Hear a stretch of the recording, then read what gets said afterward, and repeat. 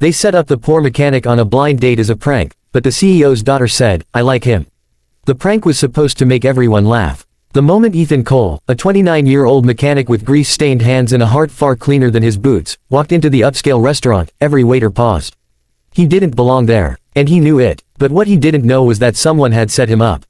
His so-called friends at the garage had dared him into going on a blind date, telling him the girl loved hard-working guys. What they didn't tell him was that the entire thing was a joke, a cruel one. Ethan straightened the only button-up shirt he owned, already wishing he had never agreed. Still, he stayed, because he kept his word, always. Across the room, a young woman watched him with curiosity. Lena Quinn, daughter of Victor Quinn, CEO of the largest automotive corporation in the state. She was used to designer suits, polished shoes, and men who introduced themselves with their job titles first. But this man, he looked nervous, honest, real, .. The first twist, Ethan sat alone for almost 20 minutes. His date was never coming, she didn't even exist. Lena watched his face fall as he realized. Something about the way he gripped the edge of the table, forcing a smile, tugged at her heart. A man who was used to disappointment, but refused to let it break him. She stood up, walked straight to him, and said softly, "Hi, I'm Lena. Are you waiting for someone?" Ethan blinked, startled. Yes. Well, I thought so. Mind if I sit?" she asked, already pulling out the chair. He nodded, confused. They talked, and in minutes, Ethan's awkwardness melted. He told her about fixing cars to pay for his sister's college, about taking in stray cats near the shop, about working double shifts because someone had to keep the lights on. Lena listened, genuinely. She was used to people bragging, not sharing pieces of their heart. The second twist, the truth comes out. Meanwhile, in a group chat, the mechanics were sending pictures. Is he still sitting alone? Can't believe he fell for it. Record his face when he realizes. One of the waiters, who hated the cruelty, showed Ethan the messages when he came to refill water. Ethan's smile froze. A prank. All of it. He stood up abruptly. I should go. Lena grabbed his wrist. Ethan, wait. Talk to me. He shook his head. I'm sorry. I shouldn't be here. This wasn't real. But her grip tightened. It is now. The waiter leaned in. Miss, for what it's worth, he's a good man.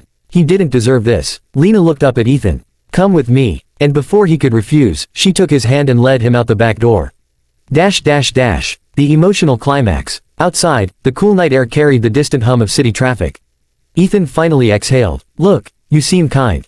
But you don't understand what it's like to be the joke. Lena stepped closer. My father built an empire. Everyone around me wants something, from his wealth, from his name, from me. But you, she placed her hand over his heart. You're the first person I've met in a long time who isn't pretending. Ethan swallowed hard. I don't want you to feel sorry for me. I don't, she said. I like you. And for the first time in a long time, Ethan didn't feel small. He felt seen. Final twist, her father appears. A sleek black car rolled up. The back door opened. Victor Quinn himself stepped out. Ethan nearly stumbled backward. That's your father. Lena nodded slowly, but didn't let go of Ethan's hand. Victor looked Ethan up and down. A mechanic. Grease under the nails. A worn shirt. But then he saw something else. A young man shielding his daughter subtly, instinctively, protectively. Victor's voice was calm. Lena, is everything all right? Yes, she said, lifting her chin.